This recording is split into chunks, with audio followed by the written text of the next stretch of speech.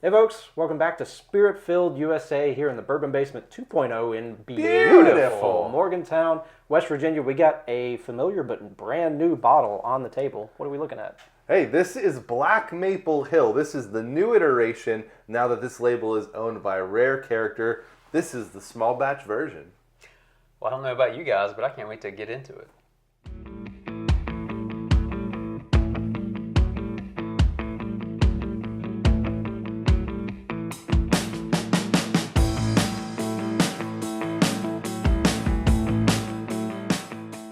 Hey friends, welcome back to Spirit-Filled USA, the bourbon podcast that's not a podcast at all. We're grateful to be back with you for another edition. This time we're diving into a resurrected brand, the Black Maple Hill.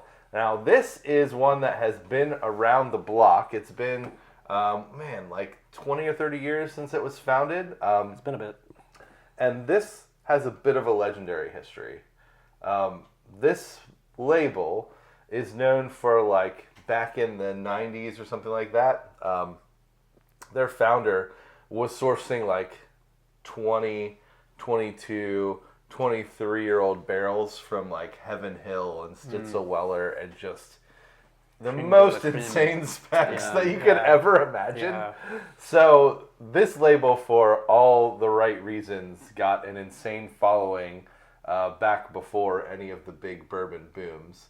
But whenever those kind of stores dried up and there wasn't as much of that old amazing distillate available anymore like there was during when bourbon's market was a lot softer, I think they switched to a distillery out of Oregon, and it ended up being like 4 or 5 year. They changed the bottle around. Yeah, they got the little short bottle. So you've probably seen, if you pay attention to auction sites, like some older stuff with this label going for thousands of dollars.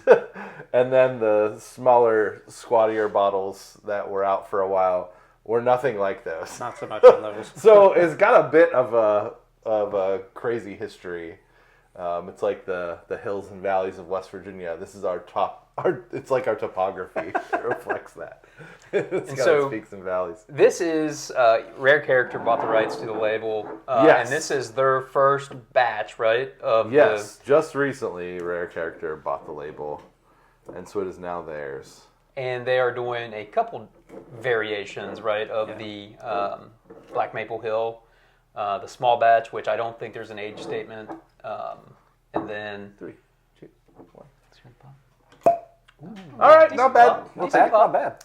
And then they're going to do a couple other older age statement versions as well. 11 and 16 year, if memory serves. Yes, I heard that it's at least 5. There's no stated age statement on the bottle.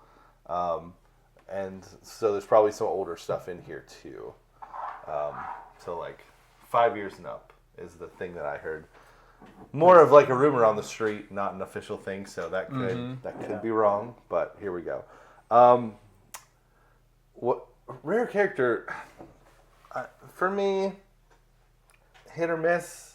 Sure. There's some things that I've had from Rare Character that are spectacular, and some things have been like, that's good. It's kind of overpriced. They used to be like real hard to find, and now they're kind of everywhere, I feel like. I think for me, I just haven't had a lot of Rare Character. I think for a couple of reasons. One, I don't think they distribute to West Virginia as part of it. Nope. But also, like, when you do see them, their price points do tend to float towards the higher end. Part of it was on me for not really learning a lot about, what they were offering and that kind of thing. So maybe had I done that, I would have been a little bit more attracted to it. But yeah, I haven't owned the bottle of Rare Character yet, somehow.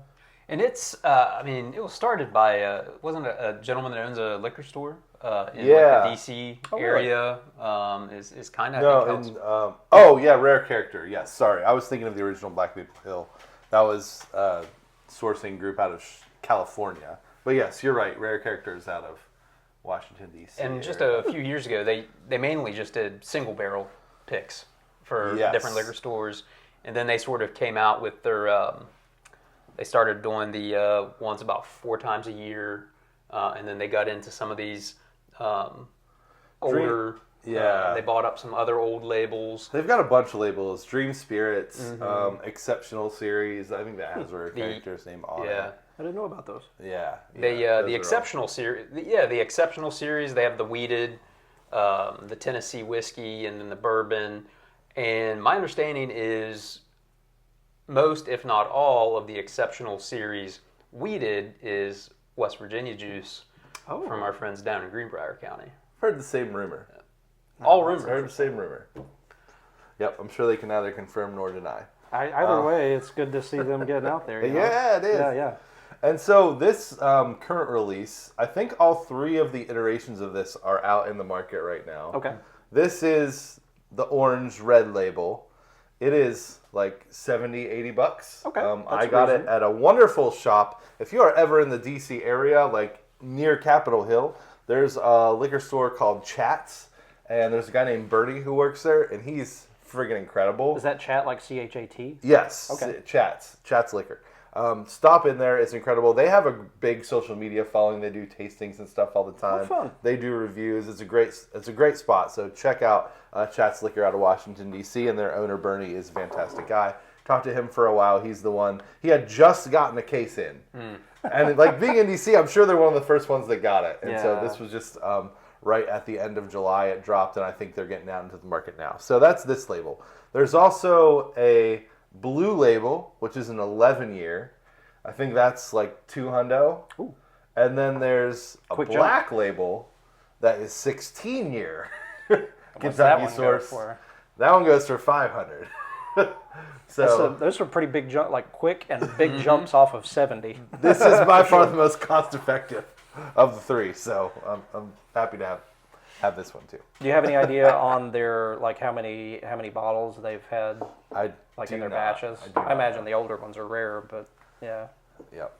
Either way, you got to spend a weekend at Bernie's, right? Yeah. I did.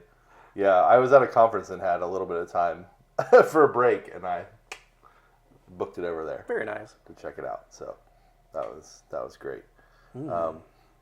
And confession, I've already had this because Bernie cracked one and we tried it right there because he was really excited about it. And so we went through and tried it out. And then he wasn't even in his system yet. He sold me a bottle. Got it put in. So I'm grateful to him. So that we can have this. And again, fresh crack. So we'll see. I had a fresh crack the first time, obviously. Yeah. We going right into the nose? Yeah. I mean, we're not scoring it yet, right? But we can talk about it. Sure. I at least for me, like big corn sweetness, maybe powdered sugar, potentially. Right. I remember it icing, being very sweet on the nose, and that very is sweet coming through. Sweet and almost citrusy. It's. I didn't want to say it. Yeah. What is that citrus? Is it? Yeah. It's like a orange and a lemon almost. Yeah. I thought it's like a grapefruit peel. Okay. I could see that. With a lot of vanilla and baking spice in there. I feel like grapefruit doesn't get the recognition it deserves or the usage of its citrus oils. But, for a 95 proof, which is what the original Maple Hills were. Okay. So even those older ones, they were all back down to around 95 proof. So they've kept that consistent as an homage to the original. It's got a pretty robust nose for 95 proof. I was going to say, yeah, it definitely presents like a bit of ethanol on here, like more than you'd expect out of a 95. It kind of calms down, though, as it sits in the glass. I'm going in, gents. Cowabunga it is. It's got decent legs for the proof, too. And I don't want to go first because I remember what I tasted. And I don't want to sway you.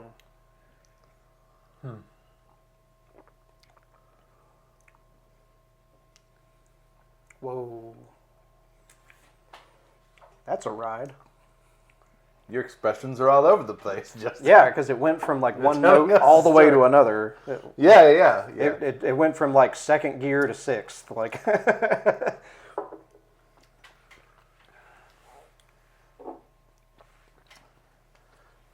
I think it's cool that it looks like a Pappy bottle.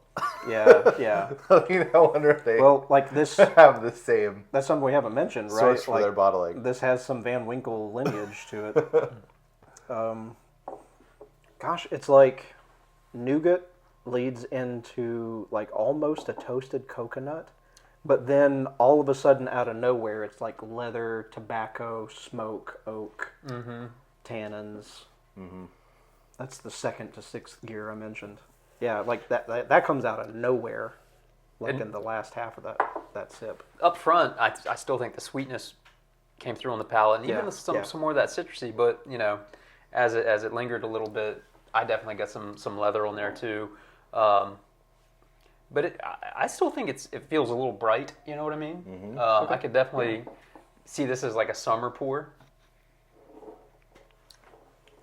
Yeah, I think at the beginning, it's got like a toffee That might be like kind kind of of the vanilla-y nougat that I was kick. seeing. And it starts out there, but there's also some baking spice on the front, which is nice. And then I get a lot of citrus, like a burnt orange peel kind of thing in the middle of the palate. I feel like that's very prominent. And then a little pepper. I think there's like a white pepperness to this. And then, the oak and the leathery goodness follows up on. Yeah, it's right on the heels of that white pepper note that you're talking about, at least for me. And again, for a 95 proofer, it's oily. It is. It's oily. It's got Oily, great mouthfeel. Sticks around. Yeah, it coats your mouth really nicely. It's got legs. Man. No, I mean, like, I think part of what's interesting to me about it is, like, usually whiskeys will either be light or they'll be heavier and dark. This kind of has a bit of both. Like, that was an unexpected swing. That's really... All right, gentlemen. What do you think of the Black Maple Hill? Let's score this. Let's put some pen to paper. Let's give it some communion wafers. I didn't mean for that to rhyme, but it worked out. Hey. I don't know about you, but I'm kind of pleasantly surprised about this. And Ryan took a baby break, and I've been, picking up a couple other notes. So, where do we want to go on the nose? Who wants to start? Justin, you want to start? I can Kick us do. off. I can, sure. I mean, overall, I'm a fan. I'm a fan of this. Nose-wise, this is it's pretty interesting. Like, I always enjoy citrus notes on whiskey. This one is no slump on that. It's interesting to me because, like, for me, it was kind of hard to tell between orange and lemon. Like, those two things you had mentioned, grapefruit, which is also interesting. Like, it's real easy to just say orange or to just say the other, but like when you have trouble differentiating between them, it could be really interesting. But it's very sweet on the nose, very citrus, and then no slouch on the proof or the legs for that matter. Sorry for going long. Well, what's the score that you're giving it? Oh yeah. For the nose, let's go. I'm gonna say a pleasant 3 on the nose. Nice. Pleasant 3. Pleasant 3. Pleasant 3. I also enjoyed the nose. It was probably the high point for me. And not to say anything of the palate or the finish, but I do also enjoy that sweet nose. That sweet nose. It sounds like a bluegrass song. She got sweet nose. I'd probably go 3. A proper 3. A proper 3 on the nose. I'm going to give it an enthusiastic 3 as well. Because there's a Huzzah. number of layers. It's bright. It's nice. We're in the right season for it. So for, again, like the specs that it has, I think it hits hard. How about the palate? What do you think about the palate? I enjoy the palate too. Highest, so I'm curious where you're going. But see, but not by much. It's if we gave quarter scores, it would just be a whole lot different. How many Why times is this have a we recurring heard dream? this? But to Zach's point, I mean, it's like bright. I like some bourbons that it's like a summer bourbon. I feel like this is sort of in that category with like Shinks. Something that I could easily drink in the summer. So I'll give this a 3 as well on the palate. Yeah. There's almost like a candy corn little note in there, too, that I'm getting now at the front. And then, in the middle, I figured out what I was trying to pick up on that I couldn't. This is going to be unique, but I think it has a little bit of, like, a rose, like rose water, herbal kind of note to complement that citrus note, which the citrus note seems like the most prominent note to me. Like that orange, that kind of deep burnt orange peel kind of note. I feel like that's the most prominent one that I'm picking up on. But there's also a rose complement, a pepper complement, a sweet like vanilla cream complement, and then all those oak and leather spices. I'm gonna give this a 3.5 on the palate because I just think it's really great for what this is. Rose was a great call out. Yeah, that one's pretty subtle, but I think it's certainly there. For me, like the palate is really interesting. It goes from, as we've kind of stated, like from really sweet to citrusy. Like during the citrus, like I definitely get the burnt orange you're saying, but I get a little bit of toasted coconut on this. Yeah. And then all of a sudden, bam, leather, oak, a little bit of char. Not heavy on the char or the smoke, but like very heavy on the leather and the oak notes. I'm a big fan of that. I'm going to say 3.5 as well. Really Nice. interesting. Nice. So on the finish, what do we think? If you include the leather change in the finish, like a 4 for me. Oh, okay. But Nice. if you're Wow. not including that as part of the finish, then I would say maybe 3. Like the end of the pour on what you're getting in your mouth for it does kind of go to an astringent layer. It's almost rubbery, almost like eraser kind of thing. Not terribly in a bad way, but like it's just part of that astringency there towards the end a little bit. And yeah, it's for being 95 proof, I wasn't expecting that much astringency on the finish. So probably a 2.5 for me. There's things I really like and things that I think are a little bit mediocre about the finish when I'm thinking about it. So like that burnt kind of it just on the finish, you know that it's a whiskey that doesn't have like a crazy amount of age. I feel like that's what comes out in this. And if there was another couple of years on part of the blending components, it would really up the ante with the finish. Obviously with the price too, it would have to. So I'm fine with that, but like it's got like the deep peppery leather sweet oak notes, which are really nice in there too. Even though again it kind of has a young characteristic, which doesn't make sense, but that's what it is. But I'm also going to factor in the viscosity to the finish, and I think the viscosity is quite lovely. Yeah. it's very coating and oily for what it is.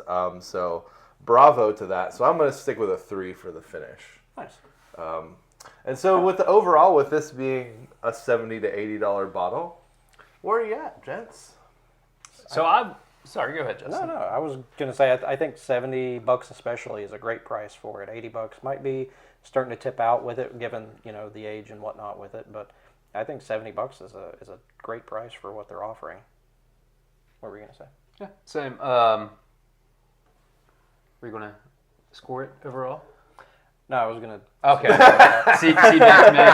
So leave that. I'll factor in sort of the mouthfeel that it's it has the mouthfeel of like a $120 bottle, something that's older. So I'll factor that into the overall. I'll give it a 3 overall. I'm going to be at a 3 too. I'm going to give it an enthusiastic 3. I feel like that's the right place because it's unique. It's a great summer pour. There's some really prominent notes that even if you don't drink a ton, you're going to get and you're going to enjoy. A couple of, mediocre points about it, but the vintageness of the label and the story, also very cool. Yeah. So that pluses it up too.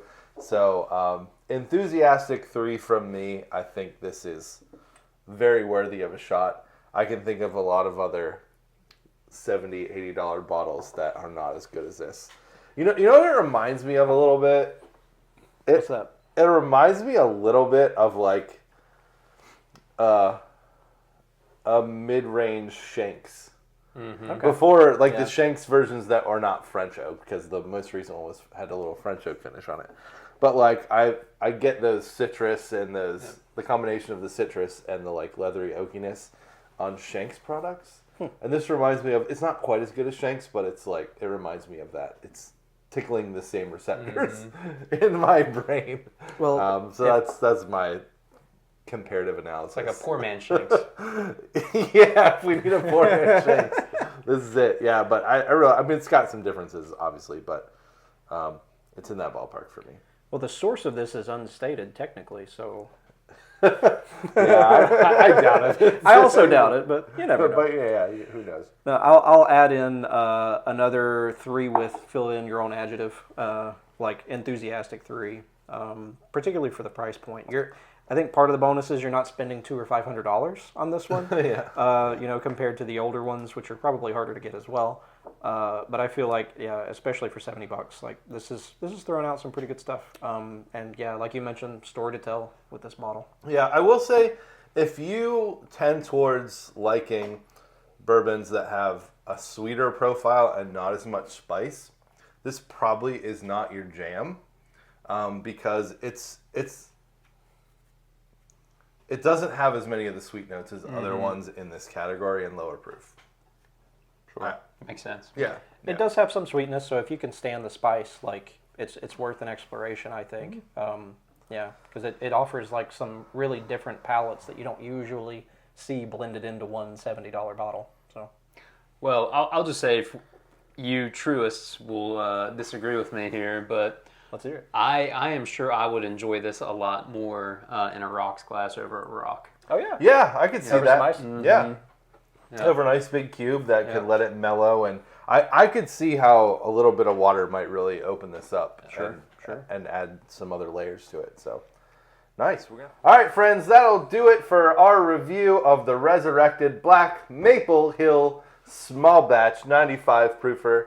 We were enthusiastic about this. We were proper about it. Pleasant. We were exuberant about this. So there you have it. Overall, 3, which means go buy it. Yeah, this is very give it a worthy. try. Very worthy. You're not going to be disappointed. Absolutely. And we hope you weren't disappointed by joining us here for another episode of Spirit Filled USA. And until we gather again, We'll be with you in spirit. cheers. Cheers, friends.